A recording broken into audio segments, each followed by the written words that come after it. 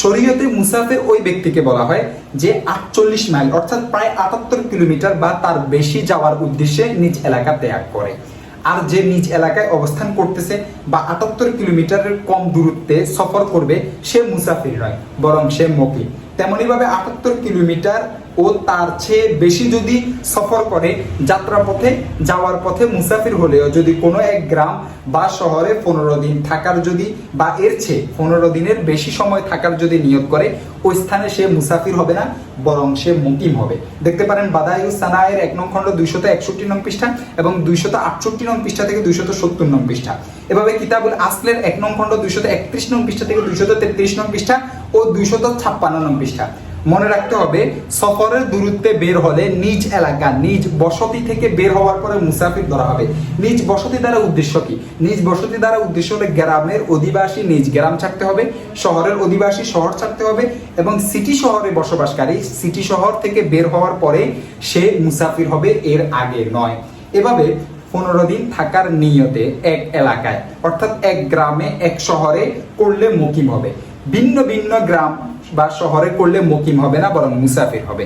কিতাবুল আসলের 1 নং খণ্ড 267 নং পৃষ্ঠা এবং আল মুহিতুল বুরহানি 2 নং খণ্ড 391 নং পৃষ্ঠা এবং বাদায়ুস সানায়ের 1 নং খণ্ড 270 নং পৃষ্ঠা।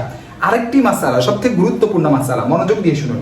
মুসাফির 4 রাকাত ফরজ নামাজ একাকী পড়লে বা মুসাফির ইমামের পিছনে আদায় করলে 2 রাকাতে পড়বে এবং তা তার উপর ওয়াজিব। সহিহ মুসলিমের 685, 686, 688 এবং 689 নং হাদিস দেখতে পারেন। মুসান্নাফে আব্দুর রাজ্জাকের 4281 নং হাদিস দেখতে পারেন।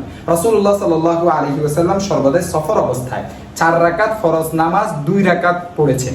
সফর অবস্থায় তিনি 4 রাকাত ফরজ নামাজকে পরিপূর্ণ পড়েছেন এমন কোনো হাদিস দ্বারা প্রমাণ পাওয়া যায় না। তবে হ্যাঁ, মুসাফির যদি মুকিম ইমামের পিছনে যদি মুসাফির নামাজ পড়ে তখন ইমামের এতাআতের কারণে সে 4 রাকাতে পড়তে হবে। মুকিম ইমাম যত রাকাত পড়বে মুসাফিরও তত রাকাত পড়তে হবে। মুয়াত্তা ইমাম মালিকের 506 নং হাদিস দেখতে পারেন। এরপরে মুসাফির থাকা অবস্থায় রমজানের রোজা নিয়ে একটু কথা আছে যে রমজানের রোজা না রাখার অনুমতি আছে, তবে পরে এই রমজানের রোজার কজা আদায় করতে হবে। তবে উত্তম হচ্ছে মুসাফির থাকা অবস্থায় রমজানের রোজা রাখা যদি সম্ভব হয়, কারণ রমজানের বারাকা, রমজানের যে বরকত রয়েছে এই বরকত তো পরে সে কজা করলে আর পাবে না, যদিও তার জন্য অপশন আছে। এভাবে আরেকটি মাসআলা আমাদেরকে ভালোভাবে খেয়াল করতে হবে। অনেকেই মনে করেন যে রোজা রাখলে রোজাটা ভাঙ্গা জায়েজ আছে মুসাফির থাকা অবস্থায়, অথবা রোজা রেখে এরপরে সফরে বের হলে রোজা ভাঙ্গা জায়েজ আছে। আসলে এমনটি জায়েজ নেই। এভাবে রোজা ভাঙ্গা জায়েজ নয়, রোজা রেখে রোজা ভেঙে ফেলা এটি জায়েজ নয়, বরং রোজা রাখার আগে তার জন্য অনুমতি আছে, রোজা না রাখার পরে কজা করে নেবে। সফর অবস্থায় 4 রাকাত বিশিষ্ট ফরজ নামাজ কজা হলে মুকিম অবস্থায় 2 রাকাত কজা আদায় করবে। দেখতে পারেন ফতুয়া তারখানিয়ার 2 নং খণ্ড 523 নং পৃষ্ঠা এবং রদ্দুল মুখতারের 2 নং খণ্ড 135 নং পৃষ্ঠা।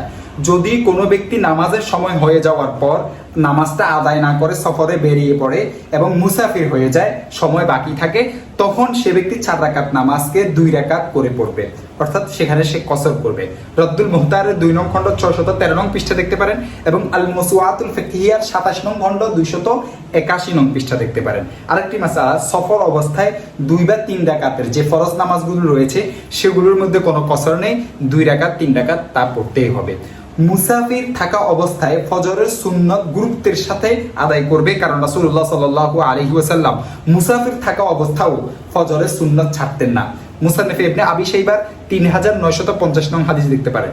অন্যান্য সুন্নতের ক্ষেত্রে হুকুম হলো যাত্রাপথে তাড়াহুড়া ও ব্যস্ততার সময় পড়বে না, তাড়াহুড়া ও ব্যস্ততা না থাকলে এবং সুন্নত পড়ার সুযোগ থাকলে পড়ে নেবে, আর এটি উত্তম। আর গন্তব্যস্থলে নিরাপদে স্বাভাবিক অবস্থায় যখন সে থাকবে তখন সুন্নত পড়ে নেওয়া এটি উত্তম।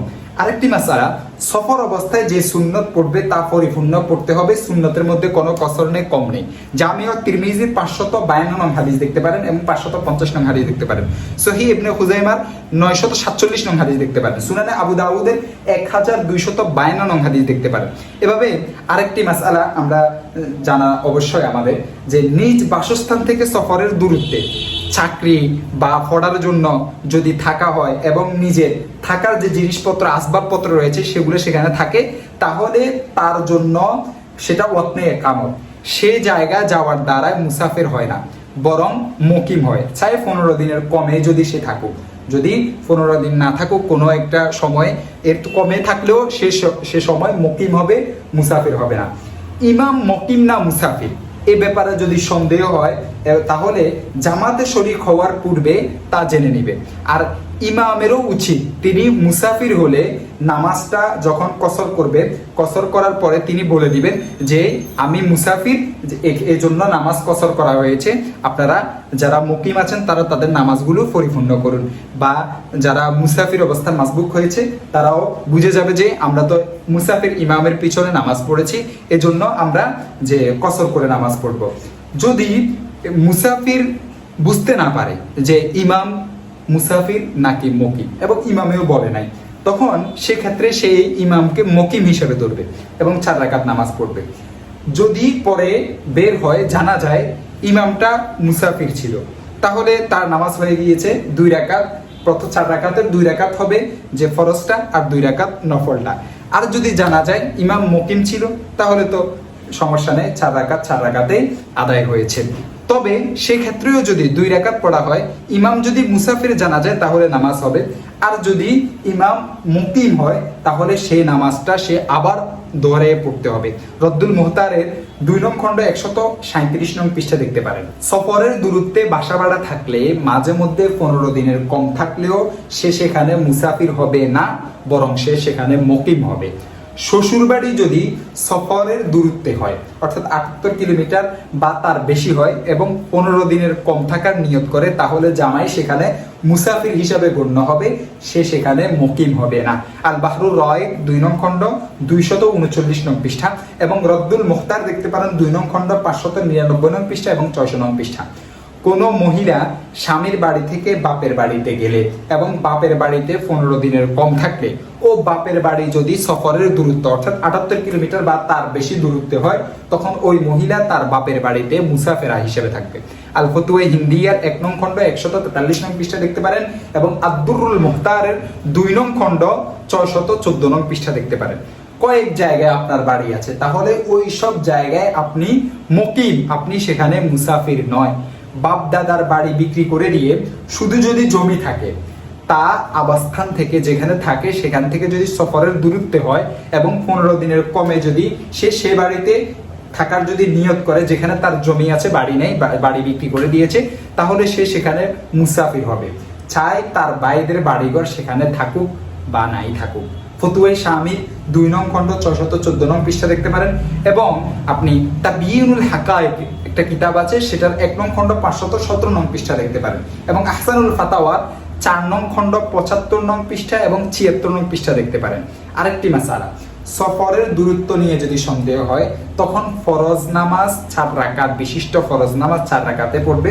কারণ যদি পরে জানা যায় যে স্থানটি সফরের দূরত্বে ছিল, তাহলে 4 রাকাতের মধ্যে প্রথম 2 রাকাত হবে ওই ফরজ নামাজের কসরটা আর 2 রাকাত নফল হিসেবে ধরা হবে।